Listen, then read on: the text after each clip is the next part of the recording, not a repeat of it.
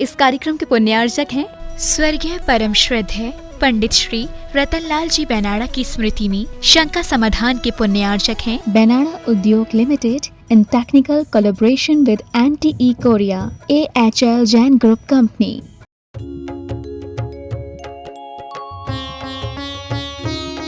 शंका समाधान। बोलिए बिलहरे के अतिशयकारी बड़े बाबा श्री आदिनाथ भगवान की जय जय जय। बोलिए समन संस्कृति उन्नायक प्रातः स्मरणीय संत शिरोमणि परम पूज्य 108 आचार्य गुरुवर विद्यासागर जी महामुनिराज की जय जय जय। बोलिए गुणायतन प्रणेता शंका समाधान प्रवर्तक भावना योग प्रवर्तक प्रखर वक्ता परम पूज्य 108 यूनिवर्सिटी प्रमाण सागर जी मुनिराज की जय जय जय। बोलिए परम पूज्य 108 मुनिवर्सिटी अरह सागर जी महाराज की जय जय जय।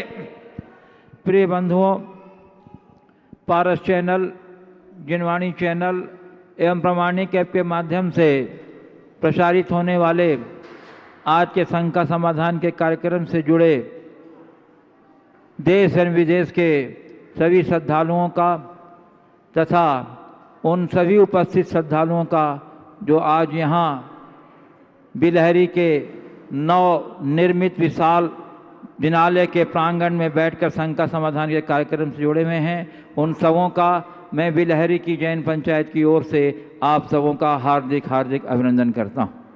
मैं आपको लिए चलूँ शंका समाधान की ओर। इसके पूर्व हम लोग सभी मिलकर पूज्य देव के चरण कमलों में त्रिवार नमोस्तु निवेदित करते हुए उनके मंगल में आशीर्वाद से अपने को अभिषिक्त कर कृतार्थ करेंगे। तो चलिए हाथ जोड़िए, मस्तक झुकाइए और बोलिए मेरे साथ, नमोस्तु गुरुदेव, नमोस्तु गुरुदेव, नमोस्तु गुरुदेव। बंधुओं, बिलहरे की भव्य ऐतिहासिक पंचकल्याणक प्रतिष्ठा की गूंज पूरे देश में गूंज रही है।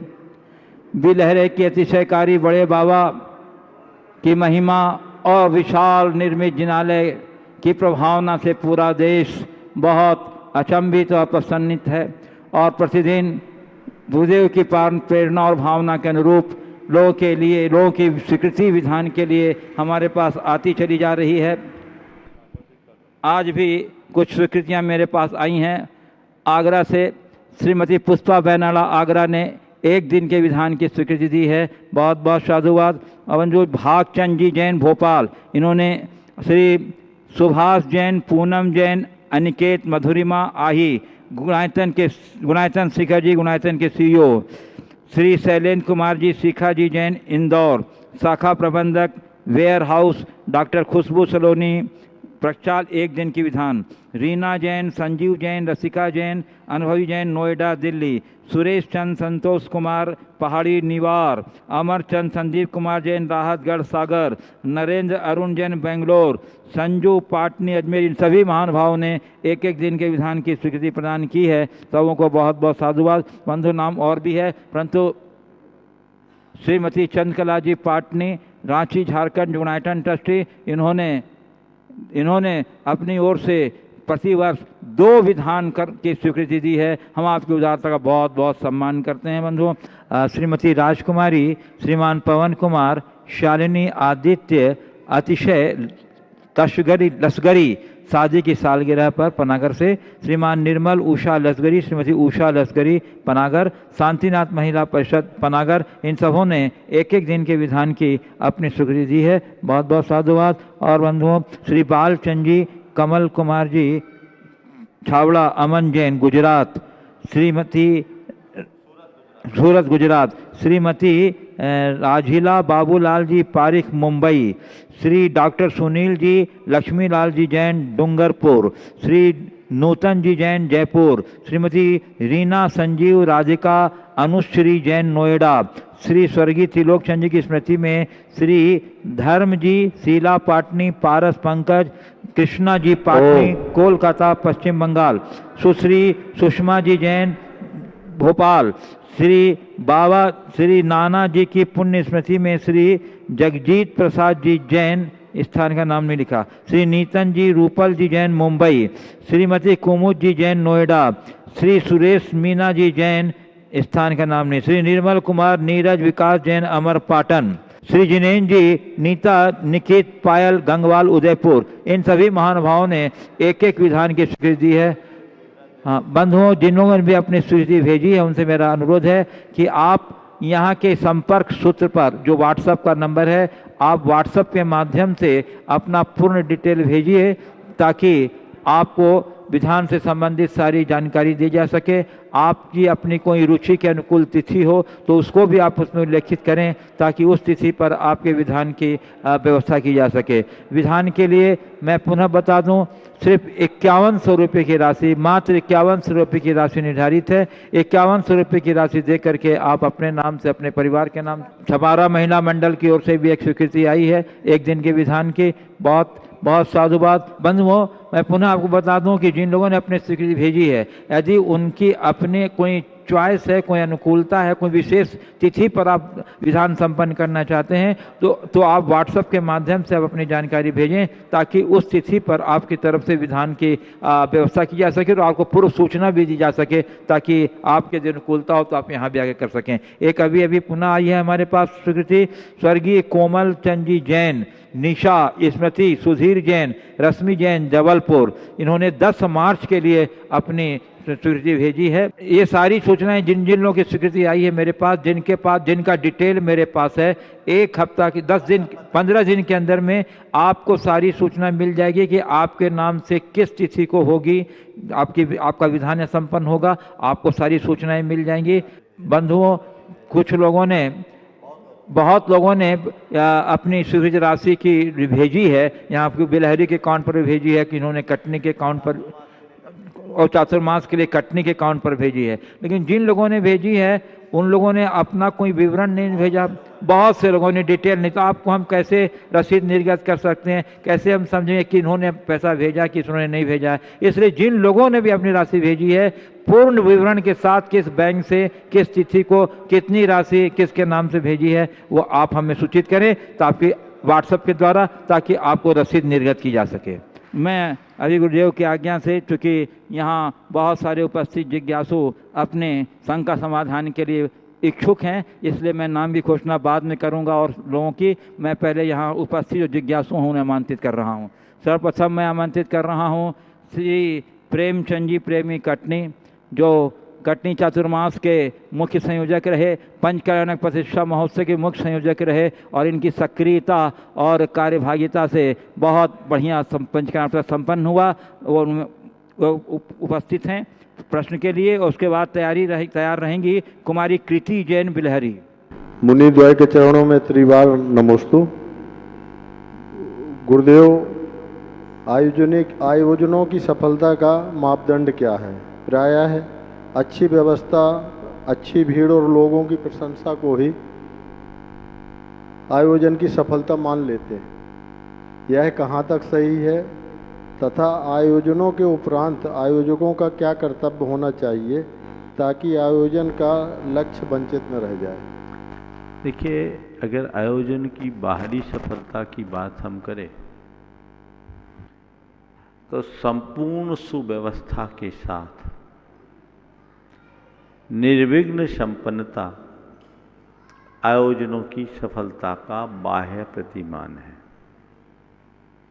लेकिन आयोजनों की सफलता का असली आधार उसके प्रयोजन की पूर्णता है। हमने जिस प्रयोजन से आयोजन किया वो पूर्ण हो तब उसका सच्चा लाभ है। मुश्किल ये है कि लोग आयोजनों को जितना बल देते हैं उसके प्रयोजन को उतना ही ओझल कर देते हैं। हमेशा कोई भी आयोजन करे, खासकर धार्मिक आयोजन, तो उसके प्रयोजन को सामने रख करके चले और वो प्रयोजन आत्मशुद्धि का, आत्महित का है, आत्मकल्याण का है। यदि वो प्रयोजन हमारे जीवन के साथ जुड़ जाए तो हमें कहीं किसी प्रकार की कठिनाई नहीं हो सकती। तो आयोजन से बड़ा प्रयोजन है, हमें प्रयोजन को लेकर के चलना चाहिए। आयोजनों की सफलता के बाद आयोजकों का क्या कर्तव्य है? आयोजकों का पहला कर्तव्य तो ये है कि अपनी टीम को मजबूत बनाए रखें। किसी भी आयोजन की सफलता एक व्यक्ति के बदौलत नहीं होती। आयोजन की सफलता के लिए अनेक लोगों को जुटना पड़ता है। सब लोग जी जान से जुटते हैं, तब कहीं जाकर कोई आयोजन सफल होता है। तो मुख्य आयोजक की जिम्मेदारी ये है कि इसका श्रेय खुद न लेकर टीम को दे। मेरे ऊपर इसका कोई श्रेय नहीं, मैं तो केवल सामने हूँ, मेरे पीछे की जो शक्ति है वो मेरी टीम है, उस टीम ने ये काम किया, टीम को उसका श्रेय देना चाहिए। दूसरी बात, टीम के अंदर टीम भावना बनी रहे ऐसा मनोभाव रखना चाहिए। उनको एकजुट बनाकर प्रेम और समरसता बनाना चाहिए। तीसरी बात, ऐसी भावदशा बनानी चाहिए कि आने वाले दिनों में किसी प्रकार का आयोजन हो तो केवल एक आवाज़ लगाने की देर हो, सब एक पैर पर खड़े हो जाए। चौथी बात, आयोजकों को भी अपनी उदारता का परिचय देते हुए अपने धन का सही सदुपयोग करना चाहिए। जो आयोजन में आए हैं उनका समाज हित में उसका उपयोग करना चाहिए, और साथ ही उन्हें अपनी धार्मिक वृत्ति को बढ़ाने का उत्साह रखना चाहिए। यदि ऐसा हुआ तो बहुत अच्छा है। मैं बहुत जगह देखता हूँ, कई जगह आयोजन होते हैं, उसमें कई लोग बड़े अच्छे से उसका प्रबंध करते हैं, आयोजन को संपन्न कर देते हैं, और आयोजन संपन्न हो जाने के बाद दोबारा वो मंदिर में भी नहीं दिखते हैं। तो वो एक अच्छे कुशल प्रशासक और कुशल नेता तो बन जाते हैं, पर उसे धार्मिक भी बनना चाहिए, धर्मात्मा भी होनी चाहिए। तो ऐसे आयोजक गण यदि धर्म से जुड़ेंगे तो उनके जीवन में व्यापक बदलाव जरूर घटेगा। दूसरे क्रम में मैं मैसेज कराऊँ, यहाँ उपस्थित हैं श्री गोपी चंद जी जैन बिलहरी, जिन्होंने अपना पूरा बहरी बंद जिन्होंने अपना सारा जीवन बहरी बंद के क्षेत्र की सेवा और विकास के लिए अर्पित कर दिया है। और उसके बाद तैयार रहेंगी श्रीमती प्रियंका विनय पटेल। नमोस्तु महाराज जी, नमोस्तु छपारा। मेरा प्रश्न है महाराज जी, सभी लोग ट्रेन से बसों से शिखर जी जाते हैं, अगर पैदल जाते हैं एक बार जिंदगी में तो उसका क्या फल मिलेगा? अरे शिखर जी का पैदल विहार करके वंदना करो ना, तो तुम्हारा पुण्य ऐसा बढ़ जाए कि जीवन पद बिहारी बनने का सौभाग्य मिल जाए। हाँ, पूर्ण। श्रीमती प्रियंका विनय पटेल छपारा। उसके बाद तैयार रहेंगे श्री मगन कुमार जैन कटनी, महामंत्री जो थे कटनी के पूरे आयोजन के पूरे चतुर्मास के, और पंचायत के भी महामंत्री रहे हैं। गुरुदेव के चरणों में बारंबार त्रिवार नमोस्तु नमोस्तु नमोस्तु। परिवार की गुरुदेव, हम गृहस्थ घर में रहते हुए कई बार कुछ ना कुछ खाते रहते हैं और कई बार पानी पीना ही भूल जाते हैं, 1-2 घंटे हो जाते हैं, तो इसमें हमारा मुंह जूठा रहेगा कि नहीं? वैज्ञानिकों के अनुसार तो जूठा नहीं माना जाता कि मुंह में लार रहती है, तो उस कारण उसको जूठा नहीं माना जाता है। आप सारा शंका का समाधान कीजिए। देखिए, मुख में जूठा और बिना जूठे का सवाल नहीं है, मुख शुद्धि होनी चाहिए। मुख में शुद्ध लार हो तो मुख शुद्ध है, और मुख में लार के साथ अन्य चीज़ें हैं तो अशुद्ध है, तो उसका संसर्ग आपके साथ जुड़ा हुआ है।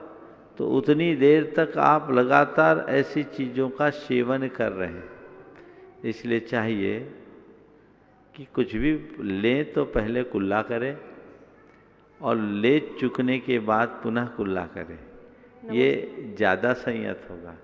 हमारा दिन भर यही करते रहें तो दिन भर खाने की आदत ही बाज आ जाओ तो ये झमेला ही खत्म हो जाएगा।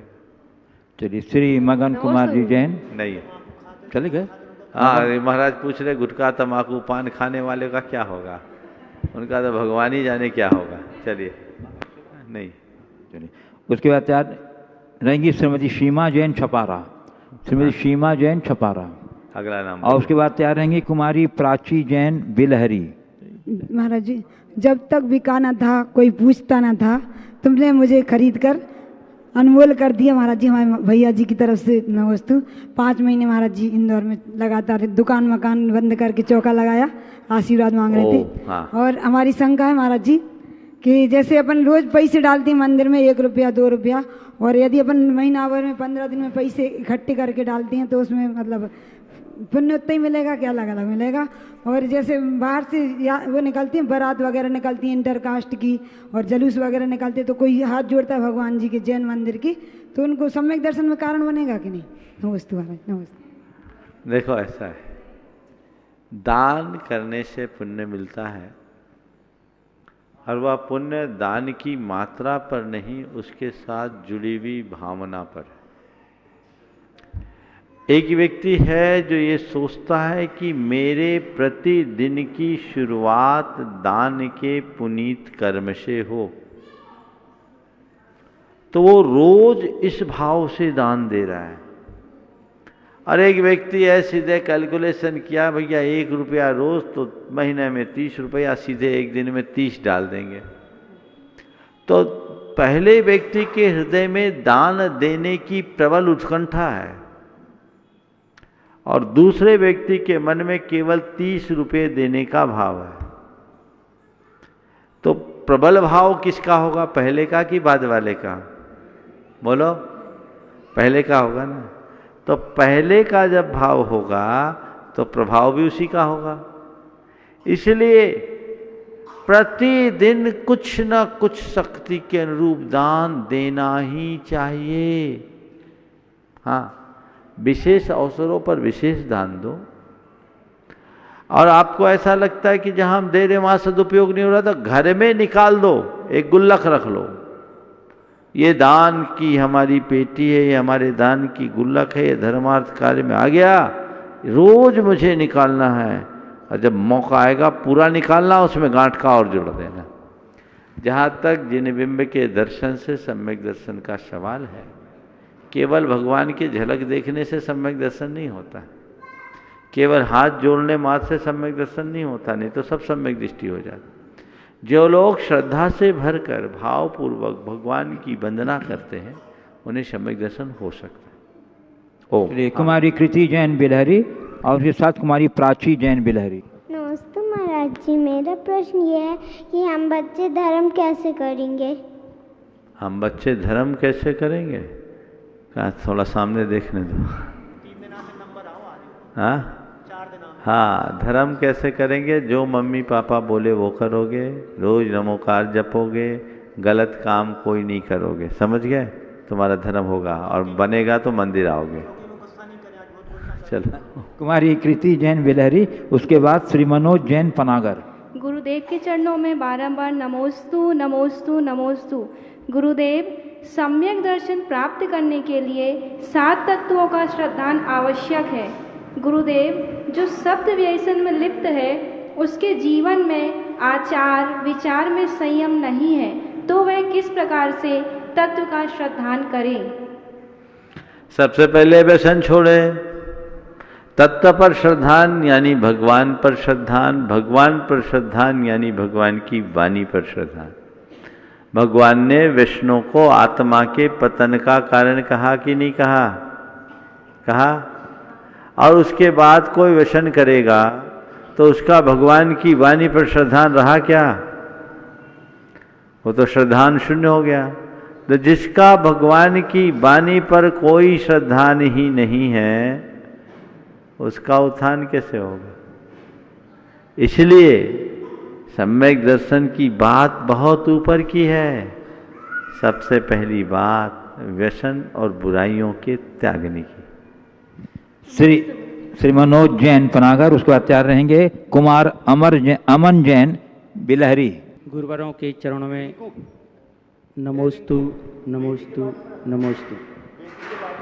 गुरुवर, मेरा प्रश्न ये है कि मानव जीवन में कर्तव्य और अधिकार 2 चीज़ों का समन्वय होता है। हम अपना कर्तव्य पूर्ण मनोयोग से करते हैं।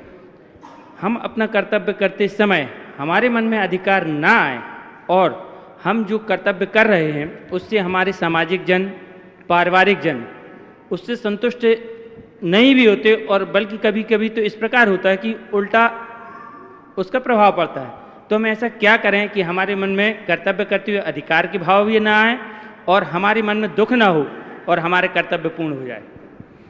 स्वयं के कर्तव्यों और सामने वाले के अधिकारों का ध्यान रखकर चलो। मेरा कर्तव्य क्या है ये देखो, सामने वाले का कर्तव्य क्या है कभी मत देखो। सामने वाले का अधिकार क्या बनता है ये देखो, मेरा क्या अधिकार है ये कभी मत देखो। समझ गए? एक वाक्य में कहूं तो स्वयं के कर्तव्यों और सामने वालों के अधिकारों के मध्य संतुलन का नाम ही यथार्थ जीवन है या धर्म है। समझ गए? आजकल बड़ा गड़बड़ हो रहा है। पहले 2 पंक्तियां लिखी थी कभी, कर्तव्यों की हीनता, अधिकारों का नर्तन। कर्तव्यों की हीनता, अधिकारों का नर्तन, कल और आज में बस इतना परिवर्तन। समझ गए? यही गड़बड़ है। ये तो आप सबको लगता है मेरा क्या अधिकार है। अरे भाई, ये सोचो ना कि मेरा क्या कर्तव्य है और उसका क्या अधिकार है। सामने वालों के अधिकारों की रक्षा करना ही तुम्हारा मूल कर्तव्य है। किसी का हक छीनना तुम्हारा कर्तव्य नहीं। तो स्वयं के कर्तव्यों और सामने वाले के अधिकारों के मध्य समन्वय बनाकर जीने का अभ्यास बना। कुमार अमन जैन बिलहरी विचार रहेंगे। श्री अखिल जैन इंजीनियर दमोह। नमोस्तु भगवान। मेरा प्रश्न चतुर्थ शुक्ल ध्यान के तृतीय भेद से है, सूक्ष्म क्रिया अप्रतिपाती से, कि महान ग्रंथ धवला जी एवं बृहद्रव संग्रह जी, इनके अनुसार एक तो 11वें और 12वें गुण स्थान में माना जाता है कि तीसरा शुक्ल ध्यान का तृतीय भेद सूक्ष्म क्रिया अप्रतिपाती होता है, 11वें में भी और 12वें में भी। और दूसरी मान्यता ये है कि केवल ये 12वें गुण स्थान में होता है। अगर 11वें में माने तो, अगर 12वें में माने तो उचित है, लेकिन अगर 11वें गुण स्थान में सूक्ष्म क्रिया अप्रतिपाती को माने तो ये संभव कैसे होगा, क्योंकि इसका नाम ही है अप्रतिपाती और इससे गिरना तो संभव नहीं है। थोड़ा सा चूक गए हो। सूक्ष्म क्रिया प्रतिपाती तीसरा शुक्ल ध्यान है जो योग निरोध के काल में केवली भगवान को होता है, 11वें 12वें में नहीं। ये जो बात तुम कर रहे हो वो एकत्व वितर्क अविचार नामक दूसरे शुक्ल ध्यान की। समझ गए? तो दूसरे शुक्ल ध्यान के संदर्भ में 2 प्रकार के आगमोल्लेख मिलते हैं। एक उल्लेख के अनुसार ये 12वें गुणस्थान में ही होता है और दूसरे उल्लेख के अनुसार श्रेणी में पहला शुक्ल ध्यान और 11वें और 12वें में दूसरा शुक्ल ध्यान हो सकता है। वो एकत्व वितर्क विचार है, वहाँ अप्रतिपातीपन नहीं है। समझ गए? थोड़ा चूक गए, ध्यान तुमने अच्छा दिया और ध्यान से पढ़ो। नमस्ते। श्री अखिल जैन इंजीनियर दमोह, उसके बाद तैयार रहेंगे कुमार नयांश जैन पनागर। जी को नमोस्तु नमोस्तु नमोस्तु। वैज्ञानिक बोलते हैं कि पृथ्वी पर जितने रेत के कण हैं, पृथ्वी पर जितने रेत के कण हैं उतनी ब्रह्मांड में ग्रह, तारे, सूर्य हैं। तो हमारा प्रश्न यह है कि अनंत ब्रह्मांड में मानव जीवन का स्थान कहाँ, मानव जीवन कहाँ कहाँ जीवन यापन कर सकता है और धर्म कर सकता है जैन धर्म के अनुसार? देखिए, जैन धर्म के हिसाब से और वर्तमान खगोल और भूगोलिक शास्त्रों की वैज्ञानिक मान्यता के हिसाब से अगर हम बात करें तो बहुत कुछ अंतर होता है। अंतर की वजह केवल ये है कि हमारे शास्त्रों में दो प्रकार की पृथ्वी का वर्णन आता है, एक शाश्वत और दूसरी अशाश्वत। शाश्वत पृथ्वी शाश्वत होती है, सदा एक सी होती है, उसमें कोई परिवर्तन नहीं होता। लेकिन दूसरी जो अशाश्वत धरा है उसमें काल के प्रभाव से परिवर्तन होता रहता है। षटकाल परिवर्तन के कारण कभी विकास तो कभी ह्रास होता है। भरत और ऐरावत क्षेत्र के आर्यखंड को अशाश्वत पृथ्वी के रूप में कहा गया है। इस अशाश्वत पृथ्वी में बहुत बड़ा परिवर्तन होता है। भोग भूमि से कर्म भूमि के रूप में परिवर्तित होते समय ये धरती 1 योजन ऊपर उठती है। इससे इसका संबंध शेष जम्बूद्वीप से टूट गया। अनेक क्षुद्र पर्वत और उपसमुद्र प्रकट हो गए। तो हमारा जो वर्तमान ब्रह्मांड है वो वर्तमान पृथ्वी है, वो भरत ऐरावत क्षेत्र का के आर्यखंड का ही एक अंश हो सकता है। संपूर्ण पृथ्वी बहुत व्यापक है। अब जो वैज्ञानिक अवधारणाएं और हमारी शास्त्रों में जो लिखा है उसका मेल केवल इसलिए नहीं बैठता कि हमारे शास्त्रों में केवल शाश्वत पृथ्वी की बात लिखी है। काल के प्रभाव से होने वाले परिवर्तनों की चर्चा आज हमारे शास्त्रों में दिखाई नहीं पड़ती। वे सब लुप्त हो गए, हमारे शास्त्र विनष्ट हो गए। हम अशाश्वत धरा में रह रहे हैं, वर्णन शाश्वत का है। तो जिस चीज का आज वैज्ञानिक उल्लेख कर रहे हैं उनका हमारे शास्त्रों में वर्णन मिल ही नहीं रहा है। काश वे ग्रंथ होते तो हम उसका उत्तर दे सकते थे।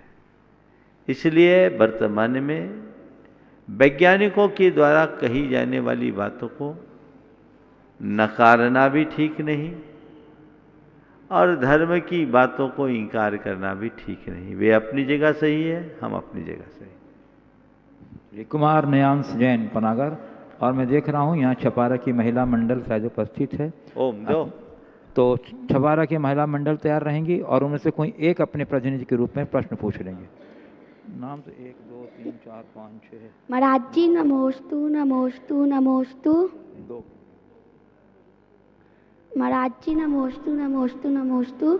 मेरा प्रश्न ये है कि अपने नाम के आगे जैन शब्द क्यों लगाते हैं? अपनी पहचान बनाने के लिए जैन हो इसलिए जैन लगा, है ना। चलो, इसका अर्थ क्या है? जैन का तात्पर्य है जो जिन धर्म का अनुयायी है वो जैन। चलिए छपारा की महिला मंडल सब खड़ी हो जाएं एक साथ और दो जने आप प्रश्न पूछ लीजिएगा। नमोस्तु महाराज जी। महाराज जी सत नमन। महाराज जी, धार्मिक होना और धर्मात्मा होने में क्या अंतर है? धर्म को सही ढंग से धारण करने के लिए हमें क्या क्या करना चाहिए? धार्मिक होना और धर्मात्मा होने में क्या अंतर है? धार्मिक वो है जो धर्म की क्रिया करे और धर्मात्मा वो है जो धर्म को आत्मा में बसा ले। तो हम धर्म की क्रिया करें, क्रिया करना बड़ा आसान है, पर धर्म को अपने विचार और व्यवहारों में प्रतिष्ठापित करना बहुत कठिन है। हमारे धर्मी होने की सार्थकता तभी है जब हमारा धर्म हमारी धार्मिक क्रियाओं तक सीमित न होकर हमारे आचार विचार और व्यवहार में प्रतिष्ठापित हो। इसलिए हमें धार्मिकता के साथ आध्यात्मिकता को आत्मसात करने का प्रयास करना चाहिए। मुनि श्री के चरणों में मेरे और मेरे परिवार की तरफ से शत शत नमन। समस्त महिला मंडल की तरफ से नमोस्तु महाराज जी, नमोस्तु नमोस्तु। मुनि श्री, मेरी शंका यह है कि तीनों लोकों में अनंत जीव भव्य भी हैं और अभव्य भी हैं, तो दूरान-दूर भव्य और अभव्य समभव्य को छोड़कर जितने भी भव्य जीव हैं तो क्या सभी को मुक्ति की प्राप्ति होगी या नहीं, और यदि नहीं होगी तो क्यों नहीं? और होगी तो फिर संसार का क्या होगा? सवाल पूरा ही कर दो। तो देखो, निश्चित जो भव्य है वो मोक्ष जाएगा। दूर भव्य ही है जो मोक्ष नहीं जाएगा। सभी निकट भव्य मोक्ष जाएंगे और वे अनंत हैं। समझ गए? अनंत है। मोक्ष उनको जाना है, इसमें कोई संशय नहीं। आपका सवाल है कि यदि मोक्ष चले जाएंगे जो मैंने जोड़ा है तो संसार का क्या होगा? कोई चिंता नहीं करो, वे अनंत है और अनंत का हिसाब भी अनंत है। अनंत किसको कहते हैं? जिसमें आय न हो, व्यय होते रहे, फिर भी जो अव्यय अर्थात ज्यों का त्यों बना रहे, उसका नाम है अनंत। यथा भविष्य काल। आज आपसे पूछे भविष्य कितना है तो क्या बोलोगे? अनंत है। कल पूछेंगे तो क्या बोलोगे? हर पल भविष्य का क्षण वर्तमान से होकर अतीत के पेट में जा रहा है, पर बढ़ रहा है क्या? घट रहा है ना। लेकिन आज घट रहा है कि नहीं घट रहा है? आज पूछ रहे अनंत, तो आज और कल के बीच के सब क्षण गए कि नहीं गए? कल पूछेंगे तो क्या हुआ? अनंत। परसों पूछेंगे तो क्या बोलोगे? अनंत। और आज से अनंत काल बाद पूछा जाए तो क्या बोलोगे? अनंत। तो यही अक्षय अनंत है जो अव्यय बना हो, कभी भी नष्ट हो। मुनि श्री के चरणों में सत्संग नमन सत्संग। मुनि श्री जी, मुझे मारिका माँ त्रिपुवती क्या की बड़ी बहन बनने का सौभाग्य मिला और आचार्य श्री जी 3 प्रतिमा के व्रत मैंने ग्रहण किए। अब उनकी मतलब वो संयुक्त परिवार में रहकर मैं किस तरह उसका पालन करूं 3 प्रतिमा के व्रतों का? संयुक्त परिवार में रहते हुए अपना व्रत अपनी जगह पालो, परिवार को अपना काम करने दो। वो महाव्रती बन गई, आप अनुव्रती बनकर अपने जीवन को सफल बनाओ। आशीर्वाद। हे स्वामी, नमोस्तु नमोस्तु नमोस्तु। क्या निगोज से डायरेक्ट मनुष्य भाव प्राप्त कर सम्यक दृष्टि प्राप्त कर सकता है महाराज जी? हाँ, निगोद से आया हुआ जीव मनुष्य भाव पाकर सम्यक दर्शन की बात तो बहुत छोटी सी है, सीधे मोक्ष जा सकता है। आगम का विधान सुनकर आप चकित रह जाओगे।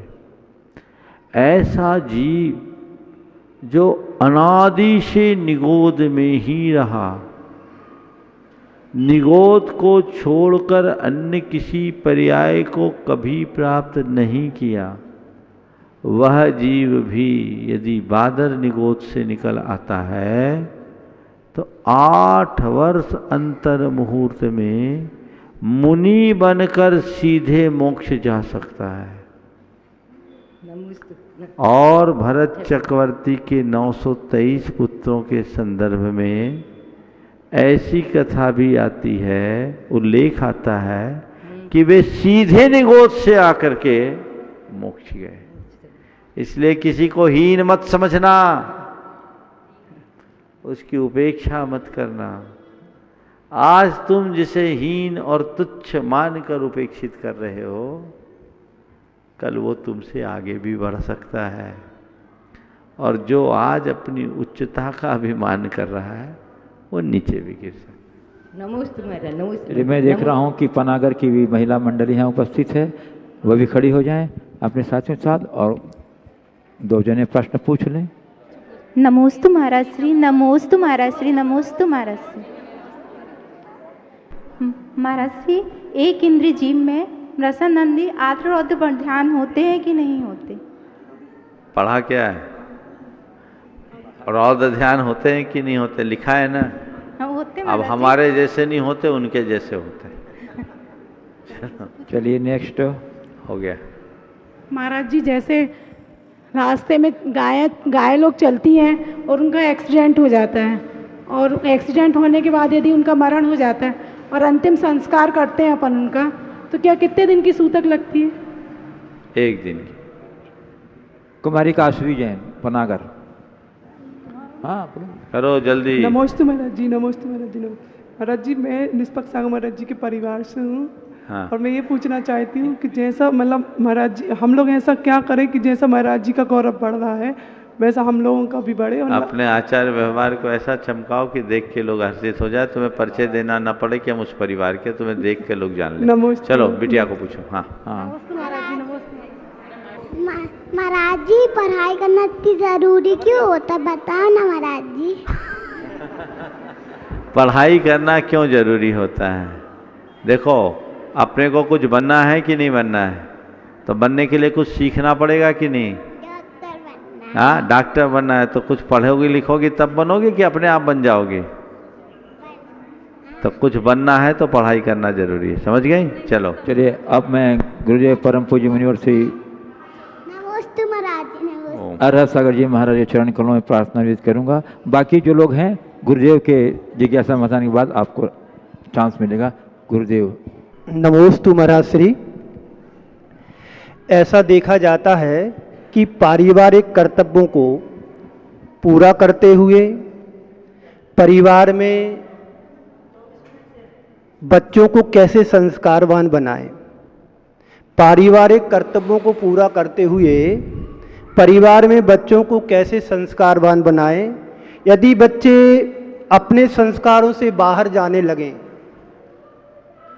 तो कैसे उनको पुनः संस्कारों से स्थापित करें, कृपया मार्गदर्शन करें महाराज श्री। देखिए, बच्चों को संस्कारवान बनाना सबसे बड़ा पारिवारिक कर्तव्य है। संस्कारों की सुरक्षा हमारी पहली प्राथमिकता होनी चाहिए, और ये तभी होगी जब आप अपने घरों में संस्कारों की ज्योत जलाकर रखेंगे। यदि संस्कारों की ज्योत बुझ गई तो किसी पर संस्कार का असर नहीं होगा। तो पहले चाहिए कि अपने घर को हम संस्कार गढ़ने की पाठशाला बनाएं। जो बातें हम बच्चों में देखना चाहते हैं उसकी झलक खुद के जीवन व्यवहार में दिखाएं, और संस्कार अंदर से जगाने की चीज़ें हैं, बाहर से थोपने की नहीं। प्रायः जब कभी भी संस्कार की बात आती है तो हम केवल इतना जोड़ लेते हैं मंदिर जाना, नमोकार जपना, साधु संतों के संपर्क में रहना, नॉन वेज नहीं खाना, नशा नहीं करना, ये संस्कार है। निश्चित एक संस्कारवान व्यक्ति अपने कुलाचार का अच्छे से पालन करता है और ये सब बातें उसके जीवन में होती है। पर इस तरह की वर्जनाओं को स्थापित कर देने का नाम ही संस्कारों का गढ़ना नहीं है। संस्कार अंदर से गढ़े जाते हैं, और संस्कार गढ़ने का मतलब है व्यक्ति के हृदय में 4 बातें जगा दीजिए। सबसे पहली बात, उसके हृदय में पाप से भीरुता उत्पन्न कीजिए।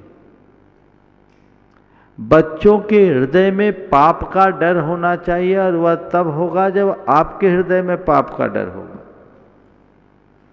पाप भीरुता पहली बात। दूसरी बात, संवेदनशीलता। जीव मात्र के प्रति संवेदना का भाव जगना चाहिए। संवेदनशीलता को व्यापक बनाना चाहिए। आत्मा के अस्तित्व का आभास होना चाहिए। तीसरी बात, कुल का गौरव कूट कूट करके भर देना चाहिए। उसमें माता पिता परिवार सब आ जाते हैं। ये हर बच्चे के अंदर गौरव रहना चाहिए। और चौथी बात, परिजनों की सेवा का भाव। और परिजनों की सेवा कोई भी व्यक्ति तभी कर पाएगा जब अपने से बड़ों को सेवा करता हुआ देखेगा।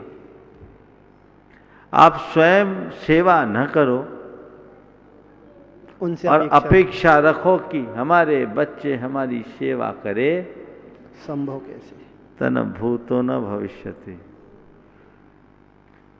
सेवा का भाव होना चाहिए।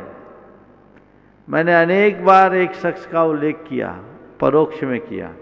आज सामने बैठे हैं, थोड़ा कैमरा घुमाओ, नाम बताओ। देखो भाई, ये बिज्जू भैया हैं। सेवा कैसी होती सो सुनो। इनका बेटा बबलू नवीन है।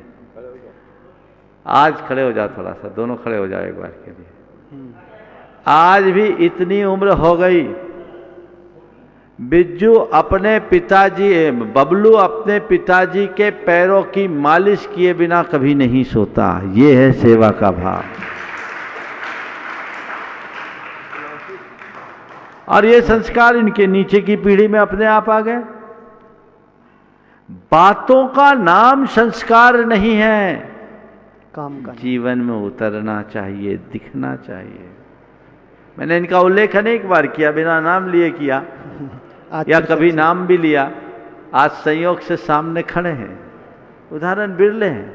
अभी बिज्जू भाई की तबीयत खराब हुई, इस समय जो उसने सेवा की, अपना व्यापार धंधा घर परिवार छोड़कर, कि वो आकर के बोलते हैं कि महाराज मुझ पर मेरे बेटे का बड़ा उपकार है, इसे मैं कभी चुका नहीं पाऊंगा। एक पिता अपने बेटे के लिए कहे, इससे बड़ा गौरव क्या होगा।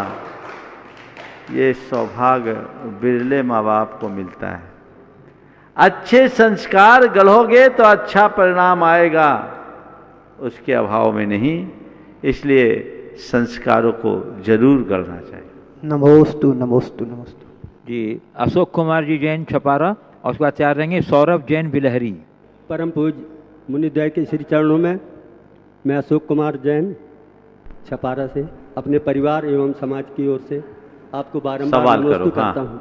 मुनिवर, संस्कृत में एक सूक्ति आती है, संसर्गजा दोष गुणा भवंती। कहते हैं जैसी संगति होगी वैसे ही दोष गुण उत्पन्न होते हैं। किसी ने कहा भी है कि संगत का असर देखिए, इंसान तो क्या दरो दीवार बदल जाते हैं। दूसरी तरफ यह बात भी आती है कि चंदन विष व्यापे नहीं। आप सवाल करो, उपदेश मत दो। पूछना क्या चाह रहे, बोलो सीधे। महाराज जी, ये दोनों विरोधाभासी बातें हाँ, ये हम सामंजस्य कैसे बिठाएं? बिल्कुल ठीक बात। कृपया समाधान देने की कृपा।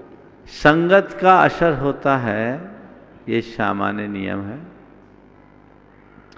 जो कच्चे होते हैं वो संगत से प्रभावित होते हैं। देखो एक उदाहरण बताता हूँ। गुरु ने अपने 2 शिष्यों को भिक्षा लेने के लिए भेजा। एक वृद्ध थे, एक जवान। दोनों भिक्षा लेकर आ रहे थे। रास्ते बरसात हुई, नदी उफान गई। नदी पार करते समय देखा कि एक युवती पानी की धार में बही जा रही। युवा भिक्षु के हृदय में करुणा जागी, उसे तैरना आता था।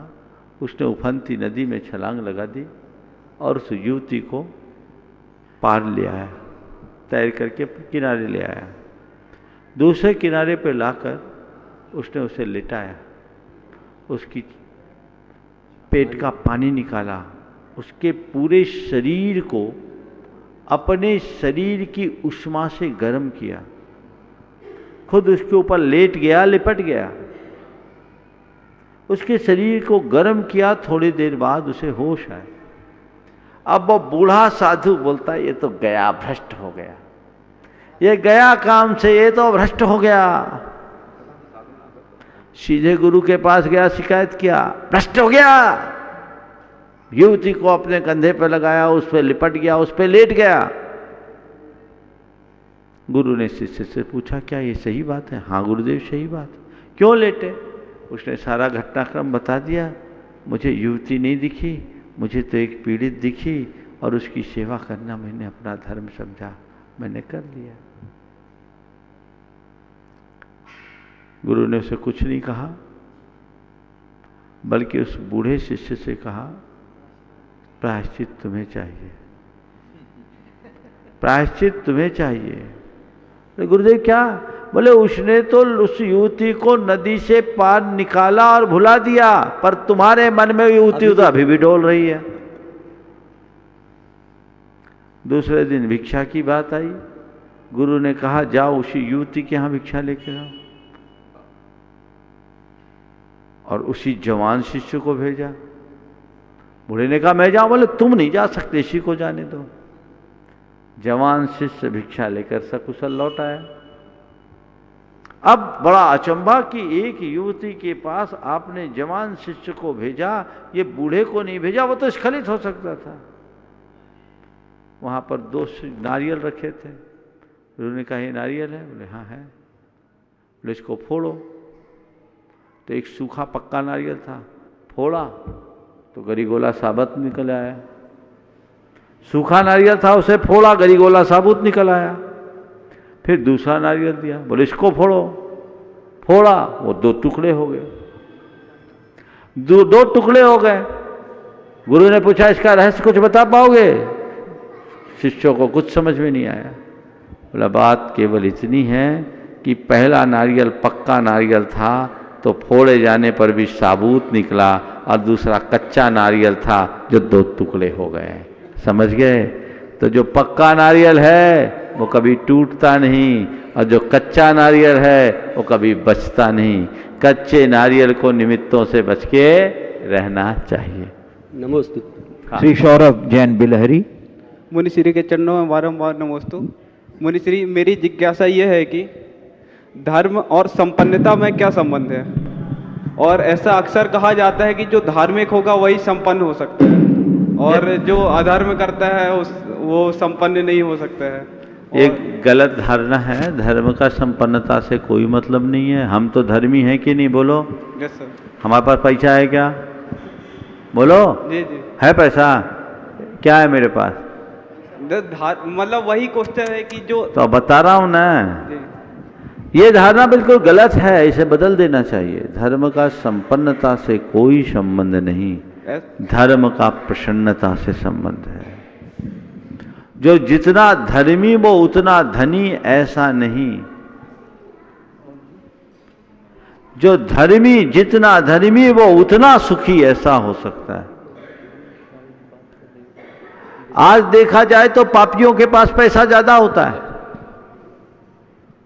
एक तस्कर, एक चोर, एक लुटेरा, एक गलत अनैतिक कर्म करने वाला जितने आसानी से धन अर्जित करता है, नीति न्याय और धर्मनिष्ठ जीवन जीने वाले के पास उतनी आसानी से पैसा नहीं आता। समझ गए? तो धर्म से संपन्नता नहीं बढ़ती, धर्मी संपन्न हो जाए ये बात जुदी है। संपन्नता का संबंध अनेक प्रकार के संयोगों से है। पुण्य तुम्हारा योग अच्छा मिला, तुम्हें अच्छे अनुकूल संयोग मिले, व्यापार धंधा किया और प्रगति कर ली, ये संपन्नता है। पर इधर सीधे धर्म से कोई संबंध नहीं। तो महाराज धर्म क्यों करें? धर्म तुम्हें संपन्नता भले न दे, पर प्रसन्नता जरूर देगा। अगर तुम्हारे हृदय में धर्म हो तो तुम जिस स्थिति में हो उस स्थिति में खुश रह सको। गुरुदेव कुछ मैं ऑनलाइन प्रश्न, ऋचा जैन वसई से पूछ रही महाराष्ट्र से। मेरी जिज्ञासा यह है कि त्याग और परित्याग में क्या अंतर है? जिस तरह हम जब कोई त्याग करते हैं तो हमारा नियम बन जाता है। जब हम भावना योग में कहते हैं बीते दिनों में हमने जो भी गलत किया हो उनका हम परित्याग करते हैं, परंतु रियलिटी यह है कि हम उनको फिर भी याद करते हैं। ऊपरी तौर पर देखें तो त्याग और परित्याग एक है, लेकिन गहराई से देखें तो बड़ा अंतर है। त्याग यानी आधा अधूरा आंशिक, और परित्याग यानी परिपूर्ण त्याग, पूरा त्याग, सब प्रकार से त्याग करता हूं। समझ गए? तो बुराइयों का त्याग नहीं, क्या करो? परित्याग करो। गुरुदेव सेलू परभणी महाराष्ट्र से सेजल जैन कह रही हैं, महाराज से आज का आपका प्रश्न बहुत मार्मिक था। आपके प्रश्न के आधार पर मेरी एक जिज्ञासा है कि इच्छा शक्ति, निर्णय शक्ति और समझ शक्ति का हमारे जीवन में को सम्यक रूप से उतारने का प्रयास कैसे करें? देखिए, मनुष्य अपने जीवन में जब भी आगे बढ़ता है तो इच्छा शक्ति, निर्णय शक्ति और समझ शक्ति के बल पर ही करता है। और ये जब तक हमारे जीवन में न हो, विकसित न हो, तो हम अपने जीवन को आगे नहीं बढ़ा सकते। और ये सब विकसित होती है जब मनुष्य अपने जीवन को किसी बड़े लक्ष्य के साथ जोड़ करके चलता है, सोच को सकारात्मक बनाता है, अपने आप आपके ऊपर विश्वास और भरोसा रखता है तो, और आत्मानुशासन और आत्मनियंत्रण अपने भीतर रखता है, तो उससे उसके भीतर इच्छा शक्ति, निर्णय शक्ति, समझ शक्ति स्वयं बढ़ती है। लेकिन जिस संदर्भ में मैंने ये बात कही वो बात केवल इतनी है कि गुरु के सामने अपनी इच्छा शक्ति को अर्पित करो, गुरु के सामने अपने निर्णय शक्ति को अर्पित करो और गुरु के सामने अपनी समझ शक्ति को अर्पित कर दो, तभी तुम गुरु के सच्चे शिष्य बन सकोगे और गुरु के कृपा के पात्र बनोगे। पूज्य गुरुदेव, काव्या जैन काव्यांजलि इंदौर मध्य प्रदेश से नमोस्तु पूर्वक पूछ रही हैं, गुरुदेव पेड़ कटते जा रहे हैं, घर बनते जा रहे हैं, आज हर व्यक्ति को जमीन और आसमान दोनों चाहिए। इस भागती दुनिया में हर किसी को अपना मकान चाहिए। क्या हमें अपना घर बनाने के लिए दूसरे जीव का घर तोड़ने का पाप नहीं लगेगा? क्या मनुष्य का स्वार्थ जीव दया से युक्त नहीं होना चाहिए? कृपा समाधान। निश्चित आप किसी का घर उजाड़ोगे तो पाप तो लगेगा ही, लेकिन कुछ चीज़ें ऐसी हैं जो सत्यानुष्ठान है। घर तो लोगों को बसाना ही पड़ेगा, रहने के लिए घर चाहिए, लेकिन लोगों को चाहिए कि वो इस तरीके से बनाए जिससे प्रकृति पर भार न बने, यथासंभव करे। घर आदि बनाने में पाप लगता है और पहले लोगों के अंदर ये बड़ी समझ थी। जब मैं कोलकाता था तो एक डीपी पोद्दार मुझसे मिले, अग्रवाल जैन थे, उन्होंने चार्टर्ड अकाउंटेंट, बड़े प्रसिद्ध व्यक्ति, उन्होंने मुझसे कहा कि महाराज जी हमारे दादाजी ने पुरानी बाड़ी का मंदिर बनाया, कलकत्ता का पुरानी बाड़ी का मंदिर बड़ा बाजार में है। क्यों बनाया? कि उनने अपना घर बनाया तो सोचा अपने घर के निर्माण में हमसे बड़ा पाप हुआ है, जीव हिंसा हुई है सूक्ष्म स्थूल, उस पाप के प्रक्षाल के लिए एक मंदिर बना ले तो जीवन पर्यंत लोग पुण्य कमाते रहेंगे, उसका कुछ हिस्सा हमारे यहाँ से। ये सोच है, तो ऐसी सोच अपने हृदय में रखनी चाहिए, तभी हम अपने जीवन को सफल और समर्थ बना सकेंगे। इस प्रकार आज के सत्र को परम पूज्य आचार्य गुरुवर श्री विद्यासागर जी महाराज के चरणों में नमन अर्पित करते हुए यहीं पर विराम दे रहे हैं। बोलिए परम पूज्य आचार्य गुरुवर श्री विद्यासागर जी महाराज। बोलिए परम पूज्य स्वामी श्री प्रमाण सागर जी महाराज की, परम पूज्य मुंशी हरहर सागर जी महाराज की। नमोस्तु गुरुदेव, नमोस्तु गुरुदेव।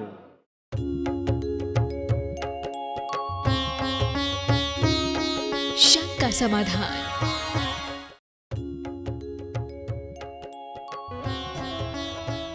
इस कार्यक्रम के पुण्यार्चक थे स्वर्गीय परम श्रद्धेय पंडित श्री रतनलाल जी बेनाड़ा की स्मृति में शंका समाधान के पुण्यार्चक हैं बेनाड़ा उद्योग limited in technical collaboration with NTE Korea, AHL Jain Group Company.